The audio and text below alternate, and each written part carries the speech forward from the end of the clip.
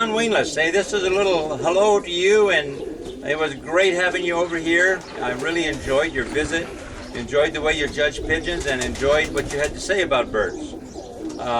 One of the things that I want to bring up is, you said there was a lot of problems we had here with kidding. I think that might have something to do with our weather, too many hawks, and what have you. But, another subject came up. We're over here chasing English birds. Bringing in birds from England. How come England's not bringing in birds from the United States? Is there a reason for that? Are the birds getting better in England and not improving here in the States? I think it has a lot to do with our weather, the hawk, and whatever else have you. But that was just an interesting subject. And of course, guys, and John Wingless made a statement that they can fly late evenings. Their sun don't set in the summertime till 10 o'clock at night. John says when they have a heat wave come through, the temperature gets into low 80s. So, like now, John and I are sitting here, the humidity is probably 100%, the temperature is probably 100. Not very good for flying pigeons. John, let's slow down the roll a little bit here. And, Pensum himself said, I always like to throw Pensum in there, you guys. Yeah. Pensum said that the weather was twice as good in England. That's in his days. Yeah, well, for sure, it seems like the United States, the weather's changing. Some areas are getting a hell of a lot of rain. Other areas, like our area here in California, we're in a terrible drought. I mean, water's becoming like gold. And, that's going to affect the birds, I'll tell you. The wind in the afternoons, the wind doesn't die down until the sun sets. It's just become pretty difficult here to fly pigeons. On top of other things. Yeah, it has become quite the thing. But I think John Wingless is doing a wonderful job judging. I think that we need to get more judges like him out here. Doesn't have an agenda, doesn't score everything that moves. I think he's doing a great job. I agree with you. It's really something that in this video, you guys, John talks about the weather. I asked him questions, so I hope you enjoy this. John was just doing the intro right here, and we're getting ready to put it in Roller World and on YouTube and stuff like that. I hope it's a blessing to everybody out there, not a curse. But John, tell us a little bit more futuristically. How do you think your birds would do in England if you send some A1 birds? The guys from here send A1 birds over there. You know what I mean? How would they do over there, John, with the weather and then being able to fly them more consistently? Good question. I'd like to see. I would love to try them over there and see how they would work. And maybe they would just fly too high over there too. I don't know, but with the low pressures they have all the time, I think that would keep the birds down. We have this terrible high pressure for sure in the summertime that raise the birds up, and our winters anymore have got to the point where we have a lockdown. We lock down for 4 or 5 months. You want to try to keep your birds, the ones that you raised, you're just going to have to lock down, or else you end up losing them. So another thing that I know that the hawks are starting to also show up in England. The falcon has showed up over there. But I still don't think they have the same problems that we have, where now we have red tails and you name it, and we have birds of prey have become really bad chasing the birds around. And if the birds get hit all the time, pretty soon they're not going to do anything. They're going to fly defensive mode. So like I say, it's getting real difficult here in the States to fly pigeons. At least what I know of, what I've talked to guys in other areas, but California has really become very, very difficult. Futuristically speaking, I think they would do good over there. Well, even the Hagenite, Reednite stock would do probably pretty good over there. Yeah, I think the roller pigeon just probably would do better in England than it does here in the United States. We've seen it here when we get one of those days where it's drizzly and cool, and we don't have a problem with the birds of prey. The birds perform, and we just get all this heat for sure in the summertime when we can fly birds here in California. It's like right now we're sitting here at before 1 o'clock in the afternoon, and I'm just sitting here sweating. Humidity's bad. and the temperature is high. It's close to 100 degrees. And again, in this area, humidity is not the everyday occurrence, but weather patterns keep changing. And this year we've had more humidity than ever before. So I don't know. I really think that if our in cooler weather, maybe on the East Coast here in the United States, but their summers get pretty hot too. So, and in the It's winter, not a walk in the park for them either, and in Norm. the winter, they have the birds of prey. It'd be nice to move somewhere where they didn't have birds of prey. John, we're you guys, we're going to be making some videos coming up. So sort of stay tuned in Roller World and YouTube, probably in the months to come, John. Yeah. We got scheduled maybe 2 or 3 videos. Hopefully you guys will benefit from it. Okay, John, we wanted to say a big shout out to John Wainless. Thanks, John, John. for this interview that you gave me, buddy. All right, and I just Good luck, added and John in there. Hopefully we'll stay in touch. All right then. Hi, I'm John Wallace from England, here in America judging the World Cup 2015. All right. I want to ask you some basic questions. Tell us about the weather in England, the Birmingham weather. Tell us. Well, the weather in England it varies. I mean, majority of the time we have cloud, overcast skies. Probably the hottest it gets is probably the high 70s, 76, 78. That would be hot in England. But normally it's overcast and cloudy and miserable. Birmingham rollers do good in that type of weather. They do actually, yeah. Do you have major overflies? Yeah, we do, yeah, yes. Yeah. But you guys become pretty good at weather. Yeah, and you've got to learn when to fly them and when not to fly them, what time to fly them, what time not to fly them. And obviously, just like you, the biggest problem is the peregrines. I mean, you can't plan for them attacking you. If you fly your birds late on a night and the peregrine attacks you and sends them up into the blues, there's a good chance you're going to lose them. You know, we do have peregrine problems really bad in England. I don't think people realise. Peregrines and sparrowhawks. You know, I've been over here and seen 3 or 4 attacks. I've seen birds of prey all over the place. You know, the red tails, is it? We don't have them, but I've only actually seen probably 3 attacks on kits of pigeons, and I would have seen that back in England. You know, we do get hit by the peregrines just as much as what you do. Don't forget, England's a small place. Okay, let's get to the meat of the matter. I talked to you yesterday. Yeah. I know about you. I've read up on you, you know, and I know that you have a strong blue family, and you were talking about the strong character of your birds. They're extremely fast. Yeah. Let's not beat around the bush. You really concentrate on speed and depth, probably. Yeah. And the birds do sky up. Can you tell us how you prepare your birds for competition so they can stay down, mate? What exactly are you giving them? Can you give us a little bit for Americans here to understand?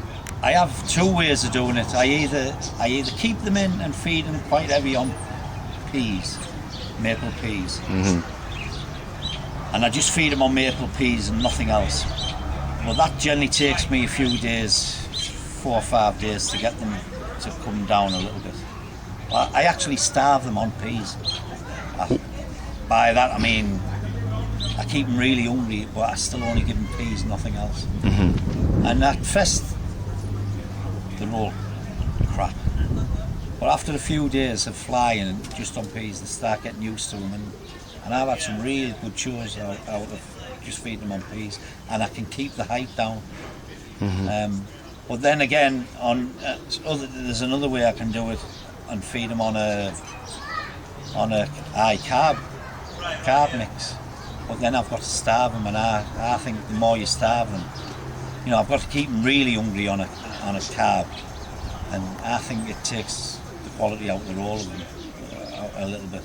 Where the peas tend to still keep the body on them, and they still roll good, you know. I prefer to control them on peas than what I would wheat or barley or, you know.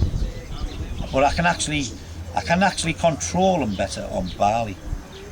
But the quality of the roll isn't so good. It's, you know, the deteriorating the roll.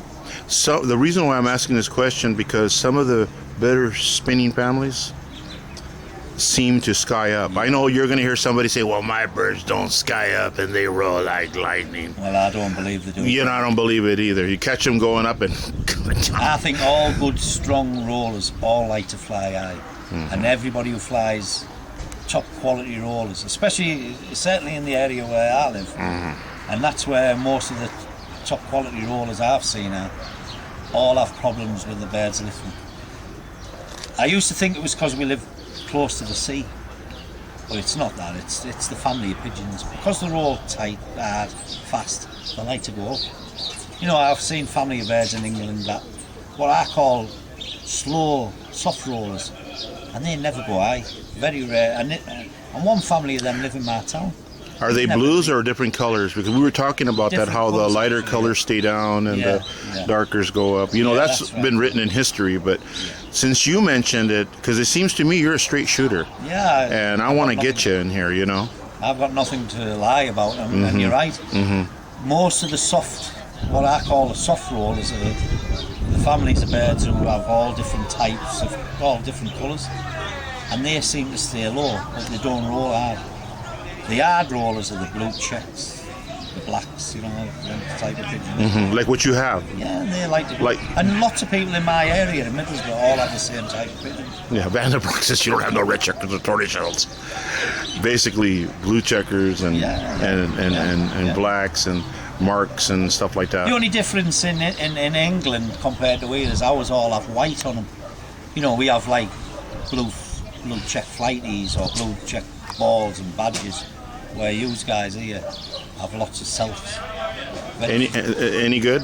Or the only time they're good is when you mix the darker colors, selfs I into just them? think what's lacking here in America is I've seen some good individual pigeons, not top class individual pigeons, but good individuals. Good enough to say. Yeah, nice. You know, people that want to fly them type pigeons. But I still don't think they've got the speed what our birds have in England. But yours are all selfs, where ours have white in them. I mean, whether that's got anything to do with it, I don't know. But, you know, the 4 weeks I've been here, I'm still looking to see the quality of the type of rollers that, not just me, but quite a few people in the area where I live fly. And I ain't seen it yet. How's the regularity? How's the collective rolling to your dark checkers and black checks and stuff? Pretty good? Yeah. Better than average, huh? Yeah, definitely. Yeah. I mean, You were telling me that I have to work on them to get them breaking. Yeah, like everything else. If I keep them low, Johnny, I know they're going to be good. When they go high, that's a different. Just to keep them on that day, huh? Yeah. To get them right. Yeah, they're not the ideal pigeon, but when they're right, I ain't seen anything better. Nothing better. Nothing. So what's really going on in England? Give us a little bit. Your area is tough. Yours is a tough area, right? Yeah, it is, yeah. It's a tough area. And how about outside your area? Is there another area that's pretty tough? Come on, there's got to be somebody up there that's behind you guys. The difference in England is you've got the Midlands or the Black Country, where they fly kits that work hard and break big, but they lack the quality that we like. In Middlesbrough, where I live, we probably, I mean, we do get big breaks, but not as consistent as what the lads in Midlands do. The Midland, if you want big breaking, working kits, I would go to the Midlands to see it. If you want top quality breaking kits, then you would go Your area. Your area. I mean, if you look in the archives of the World Cup, we've got 2 World Cup winners in just one town. We've got 2 World Cup winners, and I think the last 7 or 8 years we've had a flyer in the top 10 for the last 7 or 8 years. So that tells you, the competitiveness in our area. And we've won every single like national fly in England. Lots of people in my area have won the All England, the Nationals. They've won all the big flies. Tell us briefly as we move along. tell us briefly how you established your family a little bit. I read about your birds and everything, and I know you have a lot of blues and blacks, but it's because the reason why you have those colors is because those are the birds that turn you on, that you know where the speed is. But tell us a little bit how you came about, making your family. Well, years ago, I used to have pigeons from here, there, and everywhere. They weren't a family. They were just the best rollers I could breed. And I decided, although I was breeding good pigeons, I decided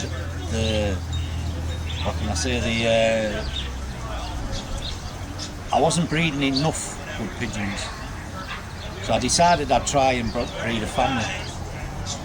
And it was just by luck, to be honest. I found a cockbird that for 2 years I used on set 1 or 2 hens, and at the end of the year everybody was picking youngsters out of this one cock. So I decided I'd try and use them a bit more. But I was still flying this cock. I was still flying them in competitions, and I lost him. Anyway, about 8 weeks later, I was coming home from work one day, and my wife had caught him in, put him in a basket below the fence, and from that day he never ever got out. And I just put him in every hen I had. I mean, I had his father, got his father given, which was bred from Barry Shackleton cock, Graham Dexter hen, in 1983. He was a South Black. In 1990, I bred a young hen, a little black badge off this South Black. That was really good. And I paired her back to her father in 94 and bred what we call the 45 club. He was my foundation club. And you took off from there? Yeah.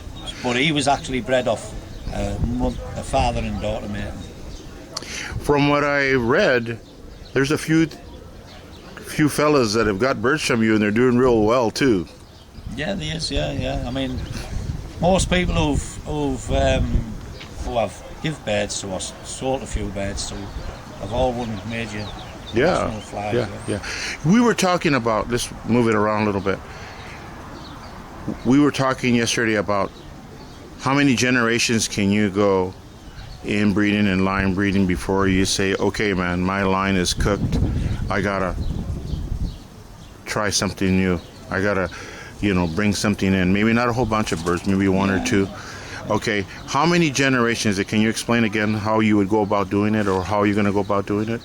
Well, I've been inbreeding and lamb breeding now, obviously, since 96, I would say I started really doing it properly. And I feel now is probably the time to start maybe looking at something and bringing something in. In fact, I've got my IDs on. Your little secrets. Yeah, I have. Yeah. Because we got guys over here. I've gone 50 years without bringing nothing in, and then you put them up and there's nothing there. I mean, it's all talk. Yeah. It's just it becomes a bunch of paperwork, Yeah. And to keep it going, you got to use other top lines eventually. Yeah. Like you said how many generations before? 4 or 5 probably 5 generations I've done closely inbreeding. Yeah, I like your honesty, man. I mean, I've gone as close as pair nestmates together, and I just think there's a time where you've got to start thinking of putting something else in and just see how it goes. You're right. Okay. All right. Let's talk about the past a little bit. Bill Pensum, how he talked about the hole when they roll, and now it's that they ball up, and they don't show the hole. What do you prefer? I mean, where are you at with that type of spin? I mean, which one do you prefer? Which one do you breed for? Well, I've just been talking about this to the lads earlier on today, and I remember when I was 14 or 15 year old, I had 2 pigeons that every day I flew them, showed the hole in the rope. At that time, they were the best pigeons I had, and I used to think they were fantastic. But looking back, they weren't a patch on the type of rollers I fly now. And I think they were that slow that they used to show the hole. I'm a firm believer that if a pigeon rolls how it should go, it doesn't show no hole. You just see a blur. It's like a car. If you start a car slow, a wheel, it starts off and it has a big hole in the middle, but when it speeds up, that hole vanishes. And You don't see it. For instance, I don't know if you get it, but there's a fireware called a Catherine wheel. You hook it on a gate, and it starts off spinning. And when it first starts spinning, you see a big hole in the middle of it. Once it starts going fast, that hole vanishes, and that's what I believe in. Pretty good. How about when they shrink up? Have you seen any of those in England?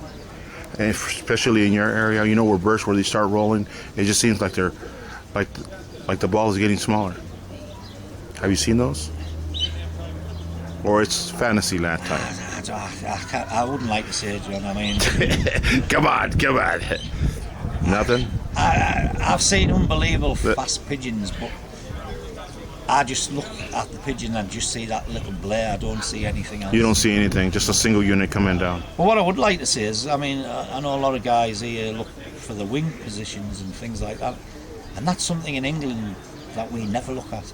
And I've always thought, if you can see a wing position in a roller, well, it's not rolling properly. It's not rolling properly. I don't think you should know. Oh, you heard it. John Wainless said it. Yeah, well, if you see even the H form or the inward V, they're not rolling fast enough for John Wainless. You shouldn't be able to see that. You shouldn't notice that. John, I know you have a lot of friends. It's time to give a shout out to some of your buddies out there in England or wherever they may be. Give them a shout out. Well, I tell you what, I think a lot more people need to come over here because the hospitality has been second to none. I've loved every minute of it. And you know, I'm going back into Europe in about 3 days, and I don't really want to leave here. I've enjoyed it that much. The hospitality has been absolutely brilliant, and I've met lots and lots of great people here. What is one thing, without being negative, because you seem like a pretty positive person, you know, an upbeat person. What is one thing that we can do over here in America to improve our birds? Maybe a couple of things. Put white into your birds. For me, Johnny, is most of the kits I've seen have far too many selfs in there. And for me, selfs are individual. You know, every good kit I've seen have been kits that's got lots of white in it. I don't mean white in pigeons being white. I mean balls or badges or white tails, white flights, you know. Far too many pigeons I see here are selfs. And the two individual, you need to start putting more. And I've spoke to quite a few people, and actually the kit that's leading now, he would probably be leading with his young birds. He would be first and second if he'd have flew his young birds. And all them pigeons were badges and balls. Really? And he had a few selfs in there, but he wasn't overrun with selfs, where most of the people have 99% of them are selfs, and he had one or two with a little bit of white. I think for you to start giving everybody else a run in the world, you need to put more white into your birds. Okay. Anything else? How about like in your area where you guys have a circle of trust, where you got your friends, close associates, and you guys share birds with one another? Or you think we need to do that here in the United States, like what you're doing over there? What's the secret that you guys are so successful in your area? I think the big difference, Johnny, is we live so close to each other. The difference here is lots of you guys live hours and hours away from each other. Where in Middlesbrough, we all 5 or 10 minutes away from each other.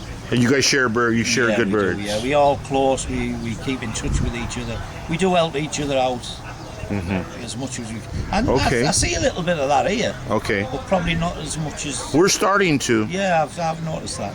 Okay. I think you're on the right track. Okay. Just need a little bit more trust for certain parts of the country. Okay. What do you think of our weather out here?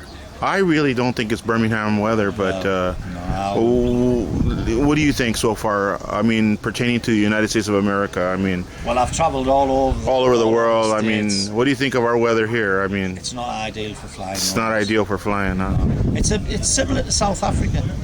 And the big difference is where you fly your birds on the morning, because obviously you want to beat the heat.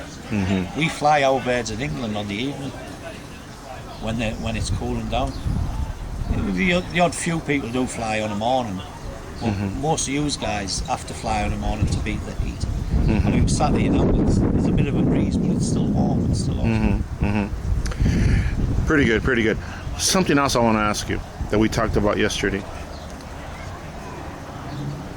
Who are your right-hand man, you know, over there that you would say, hey man, if a fire took place and burned your stock loft, you could go to them and you're going to get some first-class pigeons. Who are these friends of yours? I want to put it right here, so it's sort of a tribute to them a little bit here. I have lots of friends. Well, shoot me some. I have Charlie Grout. All right, there's one. Pigeons. Harry Aird. All right. The one who flies my pigeons. Sid Shah lives in a different town, but he's a good friend. He's a good friend of yours. Dino Foster. Les Bazance. In Southern Ireland, Dominic Carton, Mark Cody, Austin Fox. Good friends, you know. People who you can trust. If you need people you anything, can trust. They would give you. Yeah. Who's the wisest owl in England? Who is the guy that, my God, he's just passed away, actually. I would say Morris Hall. Who? Morris Hall. Tell me a little bit about him. I've knew Morris for about 35 years plus, and he passed away just as I come over here. He was 86-year-old. He's won more or less every major competition in England. He's had his bird stolen numerous times, but he was always there. He'd always put a kit together. God knows how. I mean, in fact, last year the only fly he'd never won was the All England yearling fly, and he won it last year at the age of 85. No kidding. And then he passed away this year, so he actually won every single fly, as far as I know. Wow. So I would have to pick Morris. Well, we've asked you a lot of questions. Is there anything that maybe we left out that you want to put in here in this video? It's been a pleasure answering them, Johnny, and I'd just like to thank every person in America for giving me such a great time. It's one of the best experiences of my life. All right, man. Thank you. Pleasure.